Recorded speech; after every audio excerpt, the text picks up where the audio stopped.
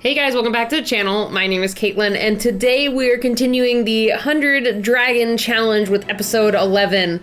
And I was super excited to start this one. I had a really great request, and it's perfect with the season, from Dragon Friendship, asked for a Christmas dragon. So I actually did a rough sketch of this while I was at work on a phone call. So you can see here, this is the sketch I'm gonna be going with. I did just a quick pen rough sketch, and I loved the design that I thought of right then and there, and so I thought it would be really fun to just run with it and develop it. So we don't really have the usual sketching that I do at the beginning of these videos, but we do have at least the pen drawing. So let's go ahead and jump in and get started.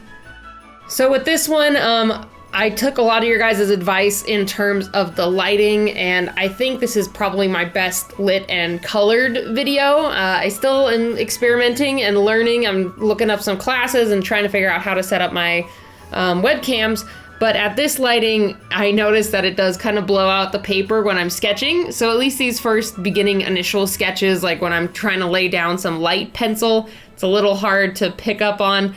But later I do go in and make it a little bit darker so you guys can see at least a little bit better what the finalized sketch looks like.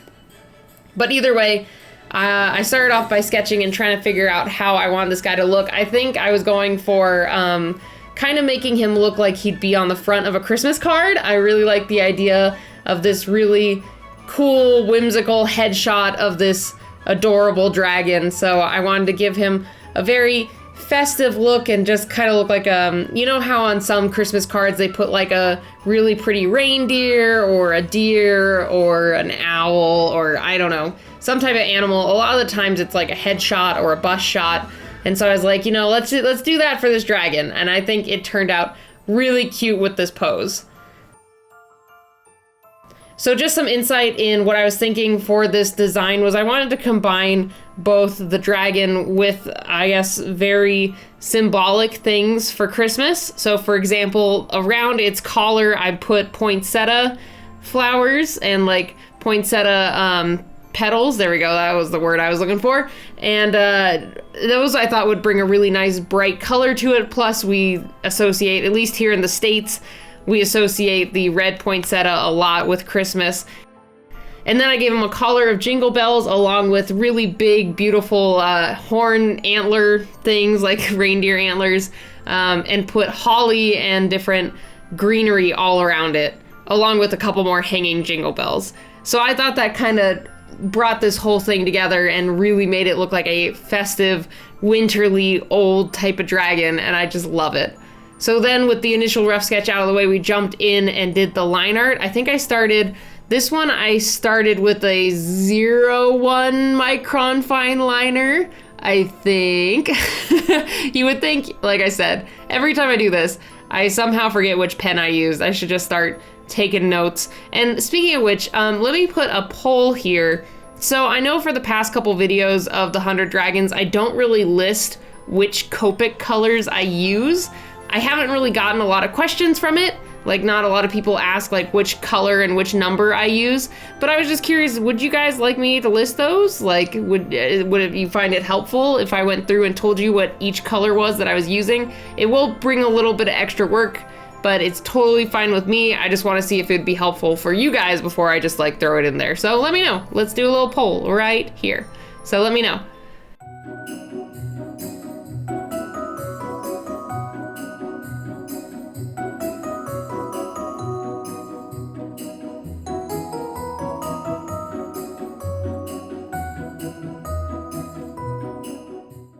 So either way, just starting out, I started with this thinner line and then go around later after I erase all the pencil lines and add some of the thicker lines, add some depth to this guy in general.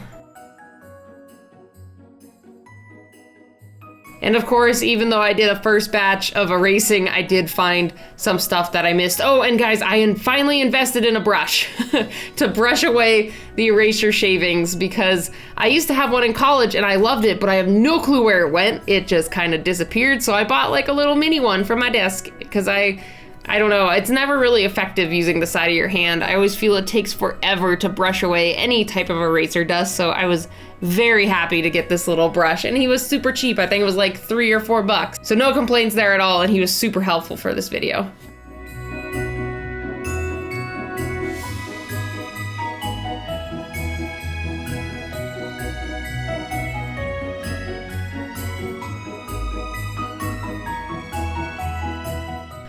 So with the line art out of the way, let's go ahead and test some colors. So like I said already, we do have the poinsettias, which are like a red, but I also kind of wanted a wineish, purplish red for the berries on the horns. And then we have the gold and brown bells along with the brown antlers. And then the little bits of green that I'm going to sprinkle here and there from the leaves on the horns. And then I have a couple of leaves going down the back of his head along with some more flower petals. So I tested out all of those different ones and I found a pretty nice assortment of different colors. I'm kind of wishing I had, it's funny, I have so many red markers. Like, let's see, I think I have at least 8 to 10 reds, but a lot of them are very similar. So I'm like, maybe I need to figure out some diversity in my reds. I do have a couple that are very different and I use them in this one a lot. Like I have that more, like I said, the wineish red and then more of a cardinal bright red. And I think I grabbed like 1 or 2 more after I realized I didn't have enough reds. But I need to figure out which colors to add to my repertoire of Copics, because I feel a couple colors are just a little too similar, and it's just from back when I was like, oh, this one looks pretty, and I buy it without really checking if I have a color that's already similar. But you know, either way, it's totally fine. So I'm going in and laying in a couple of different layers for the red poinsettia, and one thing I did notice, I really wanted them to look like flower petals, and I think in the end they do, but I was like, we just did the Krampus reindeer, so if you haven't seen that, go check it out. But on that one, I did a really gnarly tongue coming out of the Krampus reindeer mouth, and I was like, now I just can't not see little tongues, and I know that's kind of ruining the piece for maybe some of you. I now see it as poinsettias, like especially after I add some extra shading and other things, I see them as poinsettias now. But when I was first initially coloring them, I'm like, ooh, I gotta make sure to add some depth and difference so then they just don't look like lots of little tongues. So then with the reds out of the way, and then I did the golds and the greens. Well, I guess I still have some reds in the berries. I wanted this whole dragon to be white, like a really nice snowy white. So I just added an N2 like neutral gray to at least give some shadow effect to him, to make him at least a little bit different from just the white of the page.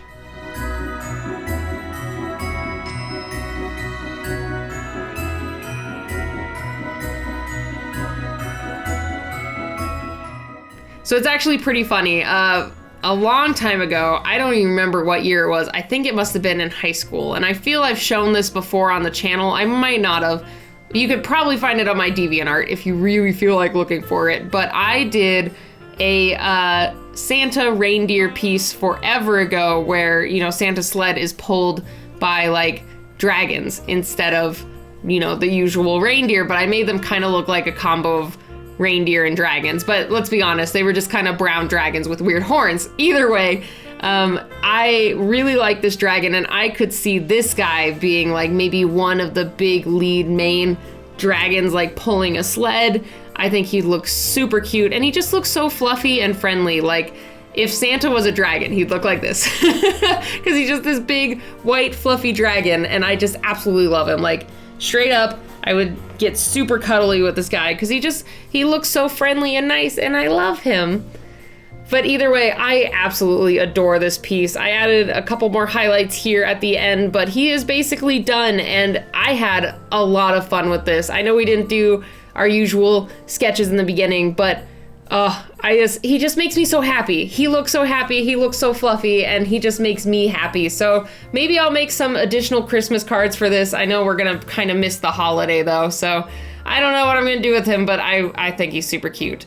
But let's go ahead and look at your guys' entries from last week for the Arizona Desert Dragon. Amazing entries again, guys, like blown away every time. But Scorching Shadow, I really love that you made this like a chimera dragon. It's so cool. Like I love the head on the end of the tail and the big scorpion claws for where the wings are. He looks like really intense and would just like mess you up. And then Aspect Dragon, I really love yours. It looks like a Gila monster mixed with like a traveling dragon. I love all the little aspects you added to its saddle and like what it's carrying. I think it would be a really cool little companion to run through the desert with.